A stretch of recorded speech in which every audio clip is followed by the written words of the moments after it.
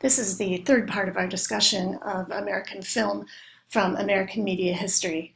And in this portion, we're going to talk about the tremendous economic expansion of the motion picture business in the 1920s.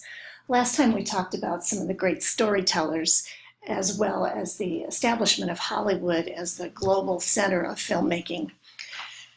Due to the popularity of film in the 1920s, the industry grew tremendously. And part of this, the ability to be able to grow so rapidly, was due to a man named Thomas Ince. He was an actor turned director and later became the first executive producer of films.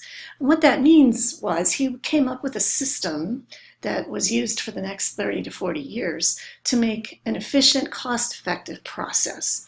So he knew so much about making pictures that he was able to plan things and organize them and supervise the work of others.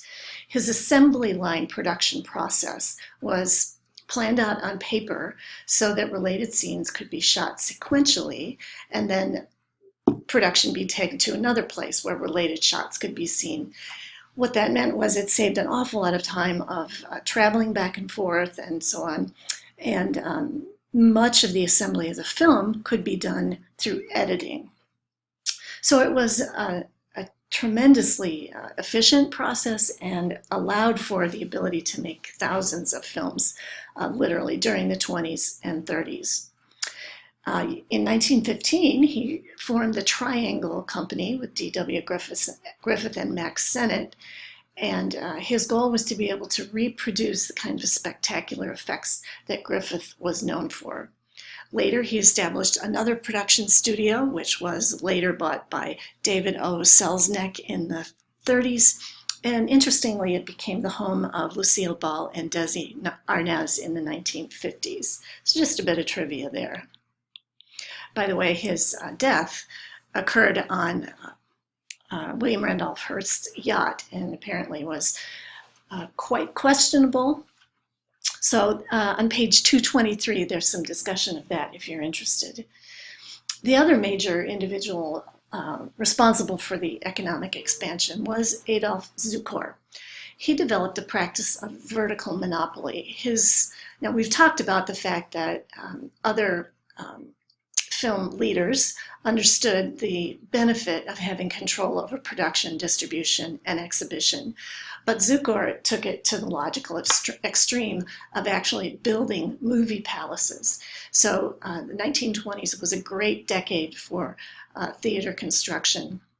More than 20,000 theaters were built. Now you may know some of these theaters. If you've been downtown in Chicago, you may have been to the Oriental Theater.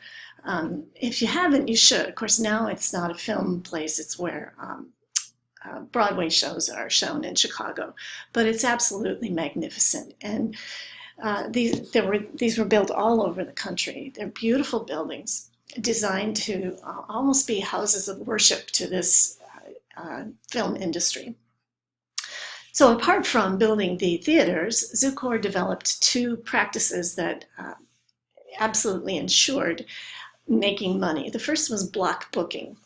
So if a theater owner wanted to be able to have the star like Mary Pickford or someone like that, Fatty Arbuckle or Charlie Chaplin, they would have to agree to buy and show many less popular movies at the same time. And blind booking refers to the fact that the theater owners had to purchase or agree to show films that hadn't even been produced yet.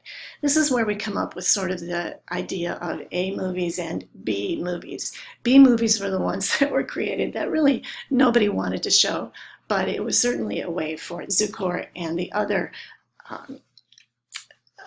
movie magnates to make sure they made their money. So the other major studios did the same thing. Metro-Goldwyn-Mayer, 20th Century Fox, all of those followed this practice. Interestingly, the industry was sued in 1937, and in 1947, yes, it took 10 years for the decision to come down, partly because World War II occurred in between, but the US Supreme Court ruled that the media, all media, had to divest themselves of one part of monopoly. We'll see that this applied to the National Broadcasting Company with television. So the studios agreed to divest themselves of their theaters. They sold those off, but retained the production and distribution arms for many, many years following this time. So this is the end of the segment on economic expansion during the 1920s. The next segment may take a little bit longer. We're going to look at film as a social and political power. And then finally, the last segment, we will look at the challenges to the film industry that continue even today.